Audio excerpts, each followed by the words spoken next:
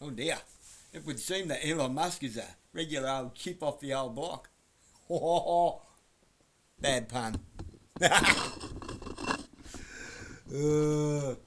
tell you what, after you watch this, you're going to have a chip on your shoulder. But you have to go across the ocean, so you come across a few fish and chips. Alright, it gets worse, doesn't it? Nah, this is seedy as. Typical eugenicist.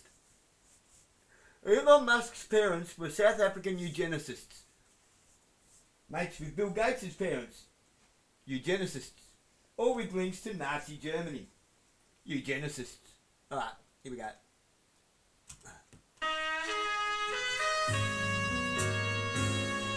And before we go on, the Drey Dossier. Check her out. Man, she does the deep dives. Not down the rabbit holes. Into the filing cabinets. Into the receipt. Right into the receipt buckets.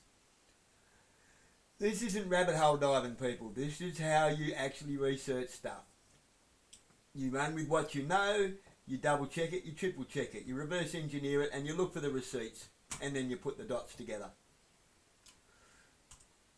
Do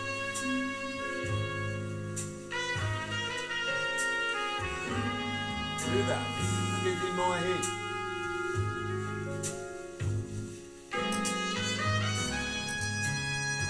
Love that smooth jazz. Ooh. So I came across some jarring information tonight, and I have to tell someone about it. So I've been keeping tabs on Neuralink a lot lately, Elon Musk's brain chip company, because with all of the 1930s style propaganda coming from the White House as of late, I just have this really bad feeling that Elon Musk might be our Dr. Joseph Mengele. And here's why. First of all, if you haven't already, please go follow me over on Substack, the Drey Dossier. It's free. The link is in my bio. This full video is going to be posted there along with a deeper dive and with all of my sources cited. So please go subscribe. So in July of 2025, this year, Elon Musk announced that Neuralink needs to go from 7 brain implants to about 1,000 implants by the end of 2026. Now, that's about 993 people over the course of, 15 months now, who would be willing to get an experimental brain surgery. That's like 60 some odd patients a month. And at the rate in which it took him to get 7 done, feels nearly impossible, if you ask me. Now, there are a couple things that have been bothering me, especially about these Neuralink sites, because they have approved through the FDA 2 sites in the United States. One, which is in Phoenix, Arizona, at the Barrow Neurological Institute, and another, which is in Miami, Florida, which is at the University of Miami, which has a big neurological brain study program. Both of those cities also have really, really large ICE detention centers very close by. Now, yes, in Miami, they have Alligator Alcatraz, but they also have Chrome Detention Facility, which is like their super large one where a lot of the intake usually goes through. From December of 2024 to February of 2025, there have been 3 deaths once a month at Chrome Detention Facility, and all of them had to do with neurological symptoms, like brain hemorrhages and seizures and vomiting and the like. Not unlike what a lot of the outcomes of the monkeys that Elon Musk used to operate on looked like, just for the record. Now, there's a different kind of pattern that's equally concerning in Phoenix, Arizona. So Neuralink operates, like I said, at the Barrow Neurological Institute, and then right nearby there are major ICE detention facilities, Eloy and Florence. Now, the amount of time spent in solitary confinement at these Arizona facilities went from 14 days in 2024, which had been a pattern since like 2021, to 38 days in 2025 as the average. Like, that's a 271% increase. 38 days is more than a month with no witnesses, no oversight, no documentation of what's happening. And all of this just so happens to be going on and increasing right when Neuralink is also trying to desperately scale up their operations so they can stay competitive with other countries. So those patterns have been bothering me for quite some time now, right? Especially with the Alligator Alcatraz now, like, missing hundreds of detainees that have no record and like all of it. So I decided to dig a little deeper tonight, and I went to usaspending.gov, which is this website where you can search for all of the federal contracts that are made public. So you can search for anything related to, I don't know, the Department of Defense and neurosurgery, for instance. And that's when I noticed something kind of weird happening, because Honolulu kept coming up a lot with DoD contracts and neurological surgery, like over and over and over again. And I'm thinking to myself, why Honolulu? Like, what's going on in Honolulu? I mean, all of them were from the Department of Defense, and they were all for these different neurological services, neurological procedures, neurological surgery practices, and they were all ramping up starting in 2025. And the company that was getting all of these contracts was called NIR LLC, and the work was being performed out of Triple Army Medical Center, which is this really big military hospital in Honolulu. I'm thinking to myself, okay, well, maybe this is just normal medical family military care. But when I went to look up NIR LLC to see if I could learn more about them, there was nothing about them online. There's no company website, there's no physician names, nothing on them. I mean, for a medical contractor who's doing so many neurological surgery procedures with federal money, not having so much as a website feels odd. But then, at the very bottom of the Google search, I saw a link to a map quest that said NIR, and it had a little point of where it was. So I clicked the link, and it showed NIR LLC at the location of 888 South King Street in Honolulu. Now, if you were to look up NIR LLC on any other map, nothing comes up. But when you type in 888 South King Street, Honolulu, something does come up, and that something is Straub Medical Center, which is one of Hawaii's largest civilian hospitals that has a major neurology and neurosurgery department. So now I'm really confused, right? Because why is their billing address a commercial office building, but then they're actually operating out of a civilian hospital with a huge neurosurgery center, but then the Department of Defense is paying them for services at a military hospital all on the same island? This feels like a paper trail that's being obfuscated on purpose a little bit. I'm thinking, well, maybe does Neuralink operate out of Honolulu, Hawaii? And I just didn't know about it. And I look it up, and no, Hawaii isn't listed on the official trial site. It's just Miami, Florida, and Phoenix, Arizona, and then Toronto, Canada. I'm thinking to myself, well, just because the FDA doesn't know about it doesn't mean that it's not necessarily happening. So I decided to go on LinkedIn to see if I can find anybody who has Neuralink listed as their current employer and also lives in Honolulu, Hawaii. And that's when I find two people. First one is a clinical project manager who works at Neuralink and lives in Honolulu, Hawaii. And it looks like she's been with Neuralink for a few years now. And I looked at her job responsibilities, and it said trial site management, implementation of clinical trials, management and oversight of external vendors, negotiating and building relationships with organizations. She manages trial sites and external vendors, but Hawaii isn't an official Neuralink trial site. So what you doing, sis? The other person I found was this guy who runs something called Hang 10 Capital, and he lives in Honolulu, Hawaii. And it's a private equity firm that also runs out of Honolulu, Hawaii. And they invest in things like fintech and food startups, but I looked at their portfolio and saw Neuralink listed. Right, so we have some smoking guns in Honolulu. But I'm thinking to myself, okay, so if the thesis here is that something sus is going on with Neuralink and the operation facilities being close to ICE detention centers, does this fit that thesis? Is there an ICE detention facility near these, medical facilities in Honolulu? And oh boy, did I regret asking that question. Apparently, in February of 2025, ICE had signed an agreement to start housing detainees at FDC Honolulu. That's a 992-bed detention center facility. I didn't know about, did anybody else know about this? And then I found an article from July 2025 that was talking about this and was saying that detainees were being transferred to Hawaii from Florida and Arizona detention facilities, the exact two states where Neuralink trials had started.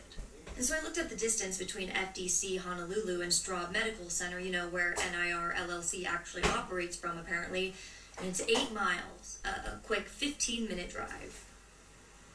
And to make things worse, at the same time in February of 2025, when that agreement was being signed between ICE and Honolulu, Elon Musk's Doge was still in the White House. You remember that? And they had apparently, while they were there, had fired 20 FDA employees that month in February. And so I looked up which department they were from, and they were from none other than the Office of Neurological and Physical Medicine Devices. Yeah, the exact office that oversees Neuralink's clinical trials. Anyone else feeling a little bit queasy, or is that just me? And so I'm looking into this further, and I found that when detainees are transferred to Hawaii, they're apparently often going through 5 to 7 different facilities first. One detainee was arrested in Florida in May and then went through 2 other facilities, then to Louisiana, then Arizona, and then some California facilities, and then landed in Hawaii. He wasn't even served with a charging document until June. That's a month of completely unaccounted time. Just think about it. Not only is there minimal oversight during that month, but then by the time that they get to Hawaii, they're 4,500 miles away from anyone. That's complete isolation. And then if they complain after a procedure is over, they can just be deported. Nobody would even know about it. That's exactly what happened at Irwin County Detention Center in Georgia, where women were reported as having unauthorized gynecological procedures and then were deported within days if they complained. Oh, and I forgot to mention that in April of 2025, acting ICE Director Todd Lyons had given a presentation at the Border Security Expo in Phoenix, and he had specifically stated that they had been working with Elon Musk's Doge frequently. That just doesn't make me feel any better either. So look, either I'm seeing patterns that just aren't there, or we're watching something horrifying happen in real time. I mean, these are people who can't speak out, who can't sue, who can't even call their families. I mean, these people have moved through multiple facilities with no documentation and ended up moving 4,500 miles away from anybody who could do anything to help them. And if they wake up one day with scars that they don't remember getting, who is going to believe them? I need people talking about this, journalists who are in positions of power who can investigate NIR LLC, and lawyers who are asking about these transfers to come forward and speak publicly about it, and someone with power demanding these answers, because I don't know what to do. Because if I'm wrong, then great. We can all sleep better at night knowing that this is just some bizarre coincidence. But if I'm right, then that means every day that we're not talking about this is another day that somebody could be getting hurt. Like, really hurt.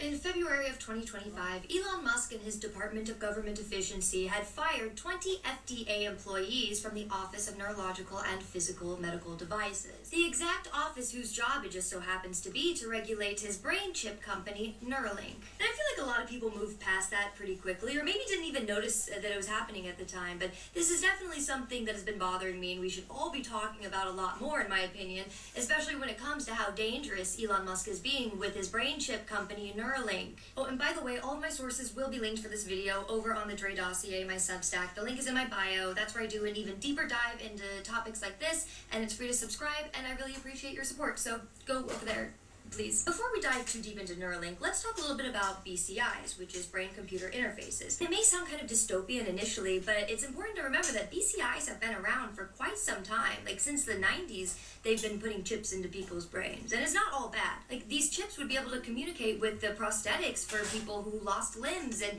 could give people back these real physical capabilities. And as admirable as that is, unfortunately, not every company who gets into BCIs is into helping people. In fact, most of them aren't, but especially in this case, because Musk has never been in the business of helping people. You know, that's not how you become the richest man in the world. But exploiting disabled veterans to trial your military technology, well, I imagine that might actually make a little bit of money, especially in contracts with the Department of Veteran Affairs. I don't know, maybe. But the TLDR on this is that the military always makes money because it represents power, and if you're putting money into power, then I guess that's how you put power back into money.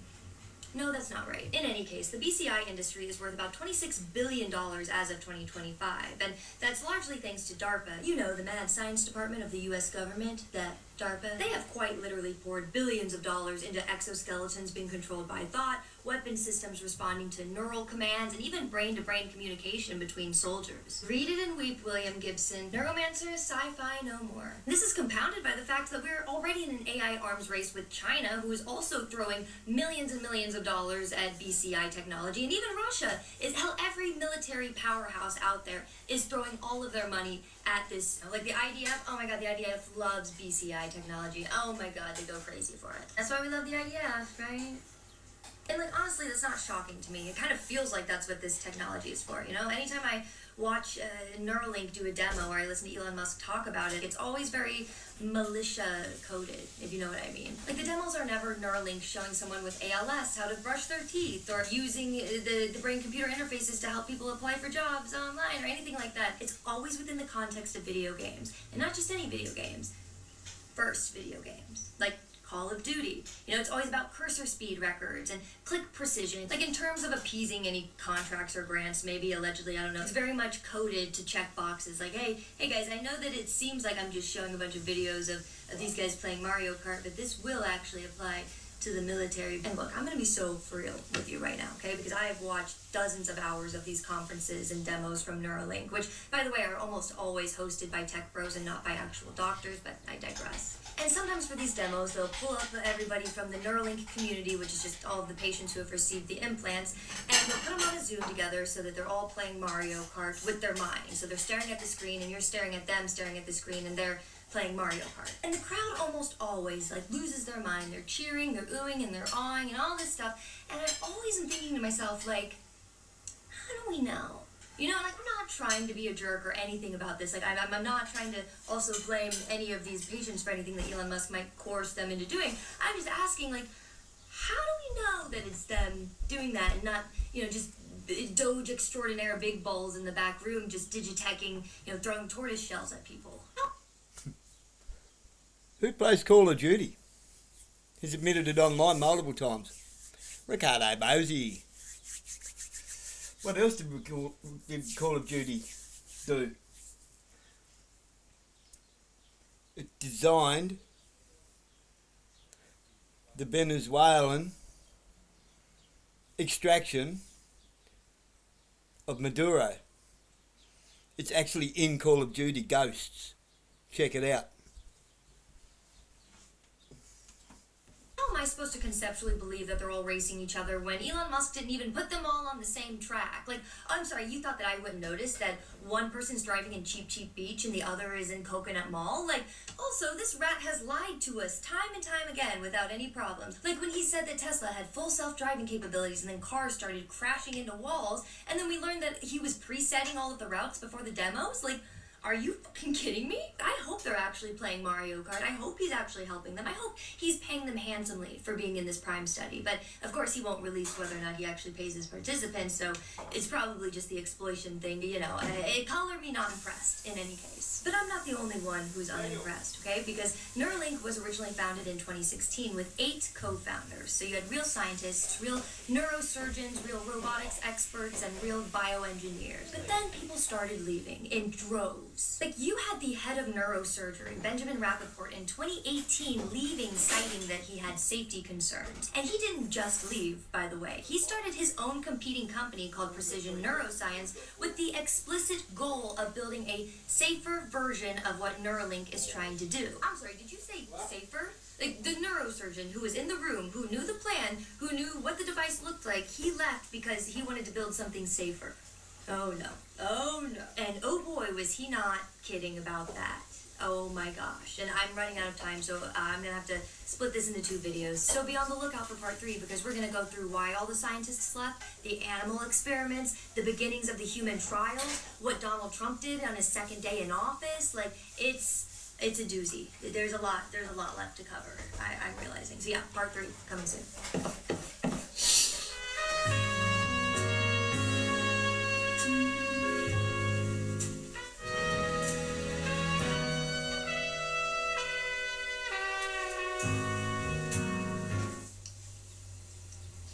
And we go through exhaustive regulatory approvals. So this is not something that we're just doing by ourselves without government oversight. We work closely with the regulators every step of the way. We're very cautious with Neuralinks in humans.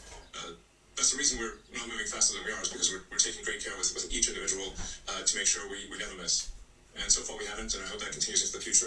I'm sorry, you never miss? Didn't your first patient have 85% of his brain chip implant threads retract? I'm sorry, is that not a miss? Oh, when you just work so closely with the FDA that in February of this year, you just happened to fire 20 of them?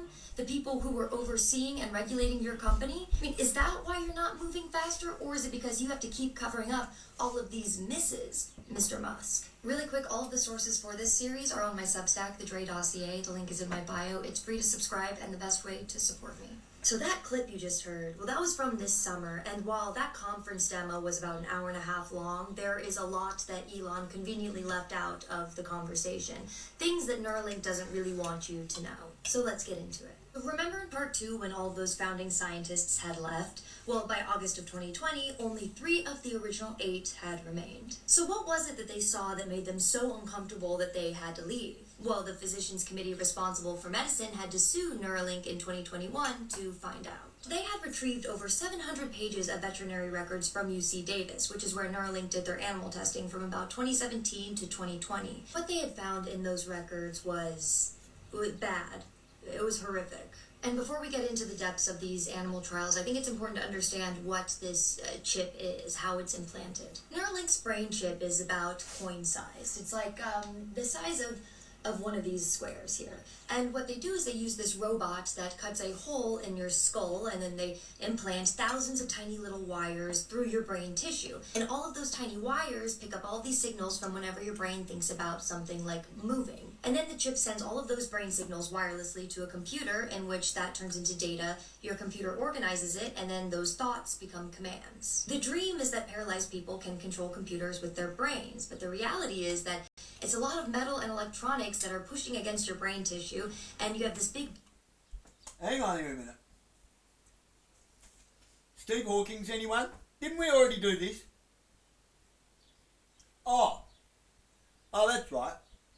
Nobody's ever actually proven whether Steve Hawking's was a real thing or whether he was just a monger in a wheelchair with somebody behind the stage with a remote control and a microphone. No one's ever figured that out, have they? Ha!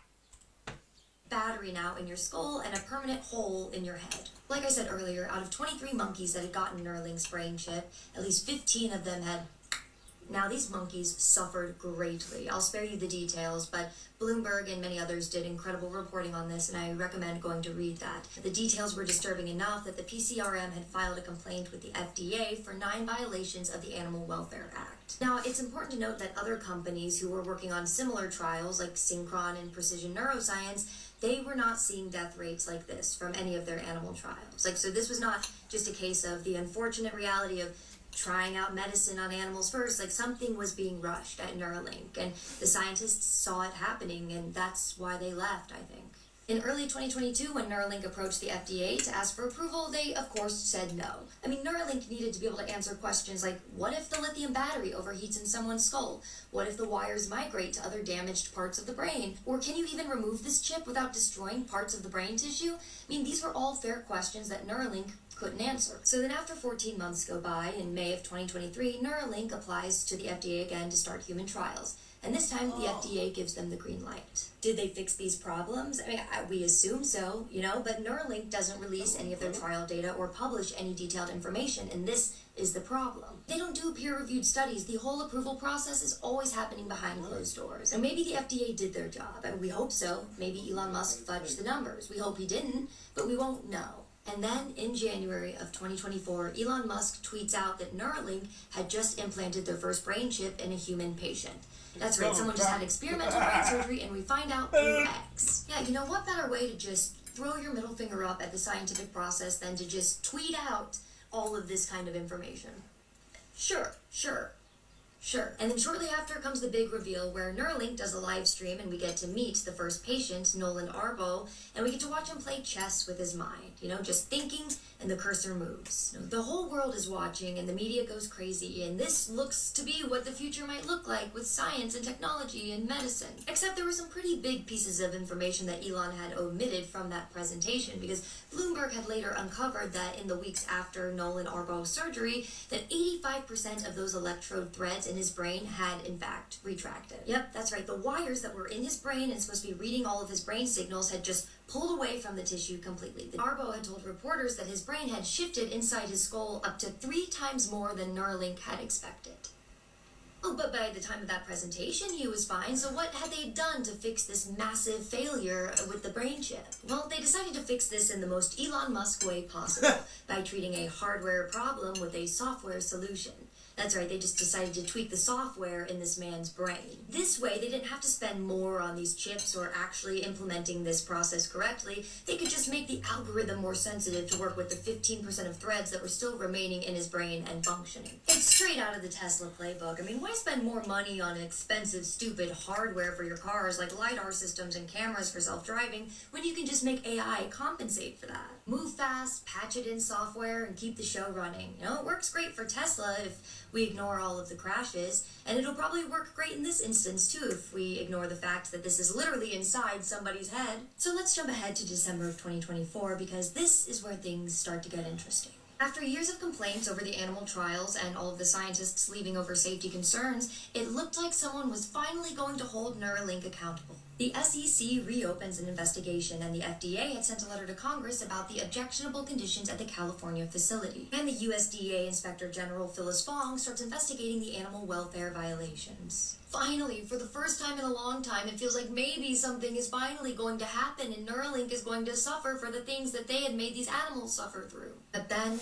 Trump gets inaugurated into office on January 20th of 2025. And almost immediately, he appoints Elon Musk to lead something called the Department of Government Efficiency, which means that the guy, whose company is being investigated by federal agencies, now has influence over those same agencies. And 7 days after Trump takes office, Neuralink announces that they are expanding human trials into Miami, Florida. He also fires 17 different inspector generals, one of them being Phyllis Fong. Yes, that Phyllis Fong. And this queen does not go quietly. She refuses to leave her office. The security had to physically remove her from the building. And she fought them the entire way, saying that this firing was illegal, which I happen to agree with, but it doesn't matter because then, poof, she's gone. Just like that. And then in February, Doge just keeps cutting people from the FDA, about 20 people from the Office of Neurological and Physical Medicine Devices, which is the exact office that oversees brain chip computer companies like his own. People are being locked out of buildings and paperwork's being stolen by these interns and everything is crazy, and then all of a sudden, everything goes quiet. And you look back on it and you see the Inspector General who was investigating the animal testing is just gone. The SEC investigation, silent. And in the whirl of Elon Musk's chaos, every door that was starting to open just closes. Just like that.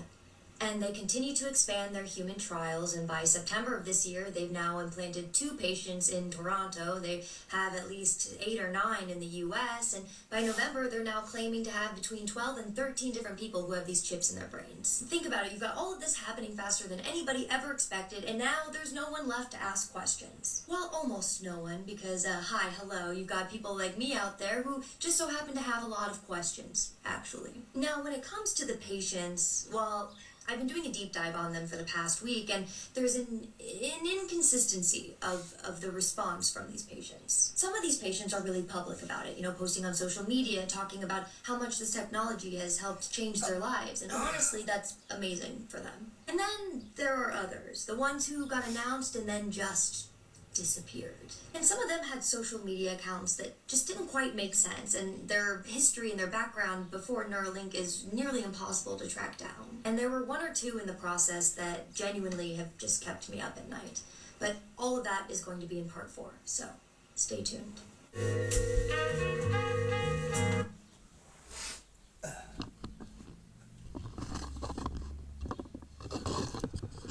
Oh dear. Elon, the wheels are falling off. The wheels on the bus go. Flappity flappity flap. We've got flat tyres, haven't we, mate? What?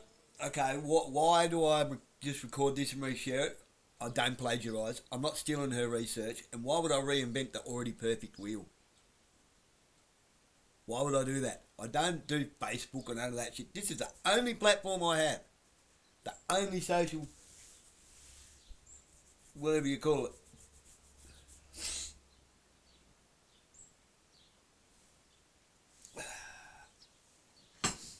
Whatever you want to call them. Social network. You're right.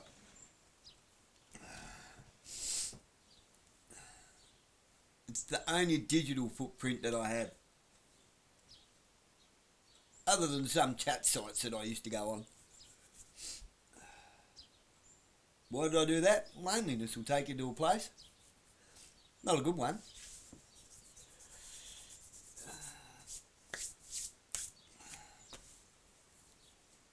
Try having this mind and being in a crowded room. It doesn't work. I cannot have conversations with people that's the same conversation over and over and over. I can't have conversations with people that tell you what the TV told them. It just doesn't work. I guess I'm a divergent. Let's make divergence great again, eh?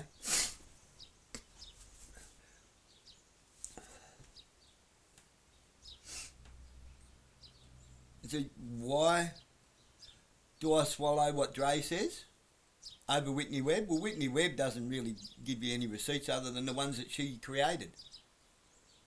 You go through her books, oh yeah, this is where I got this information. She created the information, people. Whitney Webb is an architect. Yeah, that's right.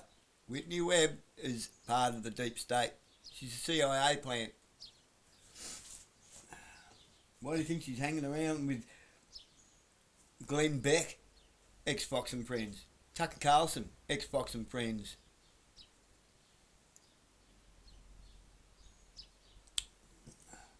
What's his name?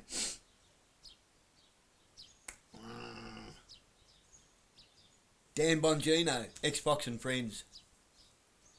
All these ex-Fox and Friends people. What's going on with Charlie Kirk's wife and what's her name? Yeah, I don't even take much notice of them now. The black woman. What's going on with them? Nah.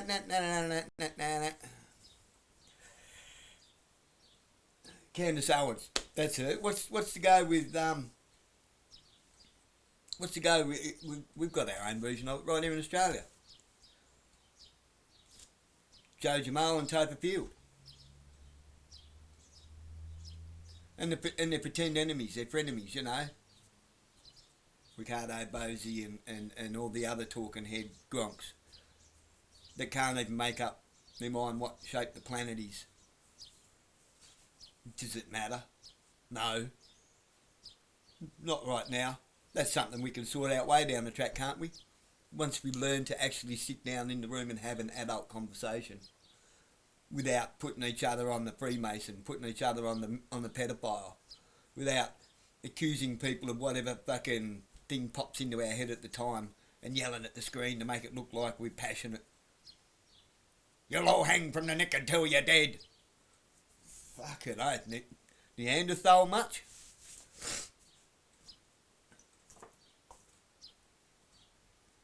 Haven't we got enough demonic problems in this world? Anyway, it's 7 parts. It takes too long, and quite often it'll take me days just to get it to upload it all. I'm not going to say that that's because of the white hat, black hats, because, you know, you'd have to have a pretty tiny hat to believe that's a thing. What do I believe? I believe that there's a big club and we're not in it. And it's worldwide.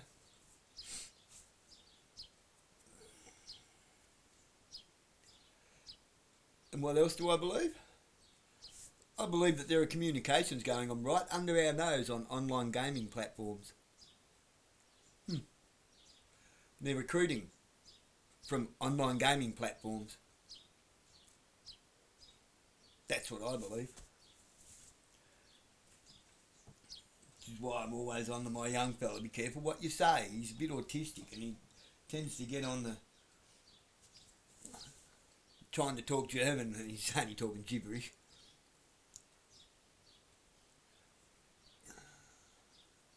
It sounds funny as buggery though. I done it but fun and blinded and hung in a bung, he goes. Funny ad. I love it. Anyway, that's episode 1. Episode 2 is coming right up.